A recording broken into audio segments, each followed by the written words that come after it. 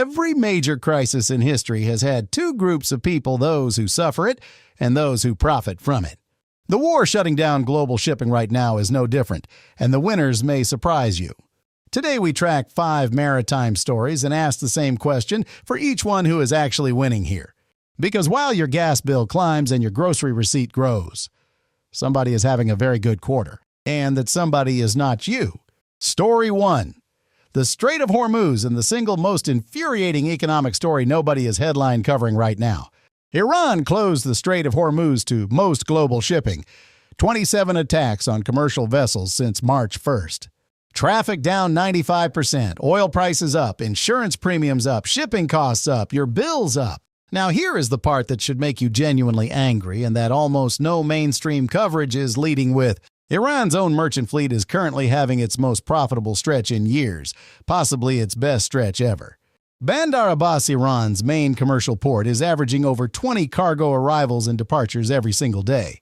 The U.S. quietly lifted sanctions on Iran, allowing Iranian oil exports to India for the first time since May 2019. 600,000 barrels loaded on a formerly blacklisted tanker in March, now reportedly heading toward China. The country that shut the strait down is running full commercial shipping operations behind the strait it closed. They are collecting profit from the chaos they created while every other nation absorbs the disruption cost. That is not an accident. That is a strategy, and it is working exactly as designed. Now, for the ceasefire news that could break this strategy open, Pakistan may have brokered a U.S.-Iran framework deal. Pakistan's army chief worked through the night between Vice President Vance and Iran's foreign minister, the Islamabad Accord, reopening Hormuz within 15 to 20 days, a two-phase process, cautiously optimistic emphasis on cautiously. Because Iran has every economic incentive to delay. Every extra day the strait stays closed is another profitable day for them. Meanwhile, the threat level remains critical, 8 ships transiting per day versus the normal 100 plus. 4 energy facilities hit across Bahrain, Kuwait, and the UAE in 72 hours, each one a pressure point on supply. Iran also claimed strikes on 2 container ships this week, an MSC vessel and the Qingdao Star, formerly owned by Israel's Zim. The MSC targeting logic. The shipowner's wife has dual Israeli citizenship, a stretch by any reasonable standard. The Qingdao Star logic, it used to be a Zim ship years ago. It has since been sold and is now operated by Maersk. Attacking ships based on outdated ownership records is legally indefensible, but it still costs shippers real money. Every attack inflates insurance premiums across the entire region, a cost borne by anyone shipping anything through there. 2 Qatar LNG tankers, the Al Dayan and Rasha Eid, tried to leave the Gulf this week and were turned back. 40-plus days of LNG trapped in those ships while LNG prices climb in every market they were meant to supply. One tanker did make it through the Ocean Thunderer with Iraqi crude after Iraq formally asked Iran for permission. Iraq asking Iran for permission to sell Iraq's own oil through an international strait no nation legally owns. That sentence is the entire Hormuz story compressed into one line. Iran controls the toll gate and everyone is paying. A brief Suez Canal scare a Chinese bulker ran aground for 4 hours reminded everyone how fragile these routes are. The president posted an extremely colorful Easter Sunday demand: open the strait or face bombing of bridges and power plants. The UAE is pushing hard for guaranteed Hormuz access in any deal they have, billions anchored off their coast doing nothing. Dubai built its entire brand on being the stable business capital of the Middle East. That brand is currently on fire. Winner so far Iran, loser so far everyone who buys oil, gas, food, or imported goods, which is everyone. Story 2. The Black Sea, where a second set of bad actors are profiting and a second set of victims are paying. Russia is the aggressor here. Ukraine is fighting back economically, and both sides are making someone else pay the bill. On April 5th, a Russian cargo ship carrying wheat sank in the Sea of Azov after Ukrainian drone strikes. 1 crew member killed, 2 missing, 9 survivors, a ship full of wheat. Gone, and grain markets felt it immediately. Ukraine is not the bad actor here. They are fighting an existential war. But the grain loss still hits global prices. The wheat you buy doesn't come from the Sea of Azov, but it's priced against a global benchmark that just got smaller. Ukraine then struck Russian energy infrastructure hard over the weekend, the Novorossiysk oil terminal, the Lukoil refinery. The Baltic port of Primorsk was targeted. A Russian naval frigate was struck in the same port the same night. Russia earns approximately $500 million per day from oil exports. Ukraine is trying to cut that number. That is not coincidence. That is deliberate economic warfare. And when Russian export facilities burn, global energy supply tightens, and tight supply means higher bills for everyone else. But here's where the bad actor analysis gets genuinely strange. Who is Russia selling its energy to right now? Russia's Yamal LNG cannot reach Asia because Hormuz is closed. The Arctic route handles less than half the volume needed. So, Russia's LNG is flowing mostly to Europe, the same continent that has publicly promised to ban Russian energy by 2027. Europe is buying maximum volumes of Russian LNG right now while funding Ukraine to attack Russian energy infrastructure. Europe is simultaneously Russia's best customer and a financial supporter of the campaign to destroy Russia's export capacity. That is not a contradiction. That is geopolitics in 2026. The Arctic Medegas, a Russian LNG carrier, was struck by unmanned surface vessels in the Mediterranean this week. 2 massive holes blown through its hull, refrigeration offline, cargo likely vented, ship drifting near Maltese waters. Libya towed it near Malta and then left it there. Nobody is claiming it. Nobody is paying for it. Yet. Sweden detained, then released Shadow Fleet tanker. Flora 1 couldn't prove the oil pollution occurred in their jurisdiction. Shadow Fleet, the original bad actor transport system. Move sanctioned oil, hide under questionable flags, avoid accountability forever. These ships represent billions of dollars in energy revenue flowing outside every sanction and price cap system in existence. Every barrel they move outside the system is a barrel that doesn't get counted and undermines every price cap calculation. Winter in the Black Sea story complicated. Russia is hurt but still exporting. Ukraine is winning militarily, losing on grain. Europe is hypocritically buying the energy it promises to ban. Consumers worldwide absorb the collateral cost of all of it. Story 3. Container shipping rates and the corporate bad actors who tried to turn your fear into their revenue. Despite the Hormuz crisis, global container rates have largely not spiked. The World Container Index sits around $2,267 per box. The reason rates held a worldwide glut of container ship capacity is absorbing the shock as a cushion. Rates did spike in June 2025 when U.S.-Iran tensions first escalated, hitting $3,500 from around $2,200.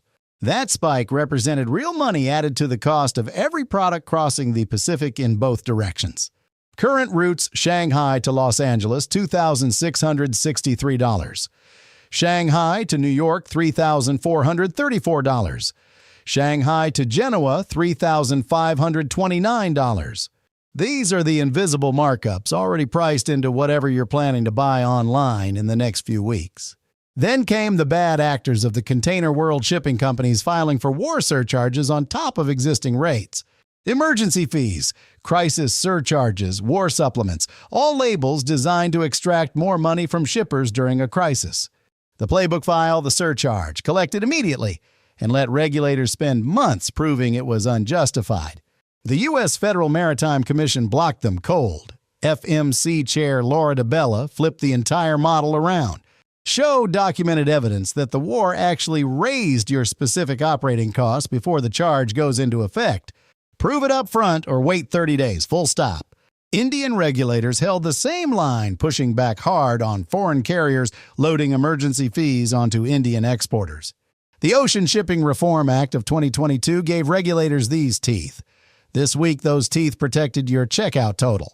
Every rejected surcharge is a price increase that never leaves the shipping company's spreadsheet and never reaches your cart. Winner stopped the carriers who tried to monetize the crisis. Loser of that scheme, the FMC, shut it down fast. Story 4. China, Panama, and perhaps the most brazen use of economic intimidation in current global shipping. China has begun systematically targeting Panama-flagged vessels in Chinese ports with aggressive inspection campaigns. The trigger Panama's court stripped C.K. Hutchison's 30-year control of 2 critical canal terminal facilities. Hutchison had operated those terminals for 3 decades. Panama took them back through a sovereign legal process. China's response made Panama pay through shipping harassment. Chinese port inspectors are now finding every minor violation on Panama-flagged ships, detaining, delaying, fining. Panama is one of the world's top 3 ship registries. This harassment touches a massive slice of global vessel traffic. Ships are already reflagging to other registries to escape the Chinese inspection gauntlet every week. That costs Panama real registration revenue, a direct economic punishment for a legal ruling China disagrees with. Secretary of State Marco Rubio publicly named it for what it is, China using economic coercion against a sovereign ruling. But China is overplaying a hand that comes with significant exposure, and that miscalculation may cost them more. Panama can restrict Chinese-linked vessels from transiting the canal. That would cost China enormously. The canal is not optional. The U.S. can ramp up inspections of Chinese-built ships at every American port, a lever that would sting across their entire fleet. The dark fleet ignores the rules entirely. China and Panama are fighting inside the rules different but equally dangerous escalation. The Panama Canal handles 5% of global seaborne trade, 3% of all U.S. imports annually. Any meaningful disruption to that 3% translates to tens of billions in added annual costs for American consumers. Winner attempting China. Counter-leverage available. Panama and the U.S. both hold significant cards they haven't played yet. Story 5. The Pentagon's $65.8 billion shipbuilding request and who really wins from this budget. The largest U.S. naval investment ask since 1962. Not since Kennedy has Washington committed this level to shipbuilding. This is Washington's direct answer to every bad actor. In these 5 stories, we are rebuilding the capability to push back. But a budget this large also has winners and losers inside the defense industry, and that story is worth telling. 2 submarine tenders critically needed. The current ones are decades old and falling behind operational requirements.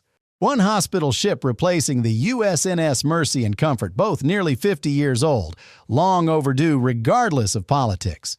6 fleet oilers, the unglamorous vessels that keep the Navy operational. Without oilers, everything else stops quickly. 1 Tagos sonar vessel, an Arleigh Burke destroyer, 2 Virginia-class subs, 1 Columbia-class ballistic missile submarine, 1 America-class assault ship, 1 San Antonio transport, 1 FFX frigate, a broad and strategically necessary order. The smartest spend in the entire package and the one most coverage will miss is 5 fireboats. 5 fireboats. Not missiles, not destroyers.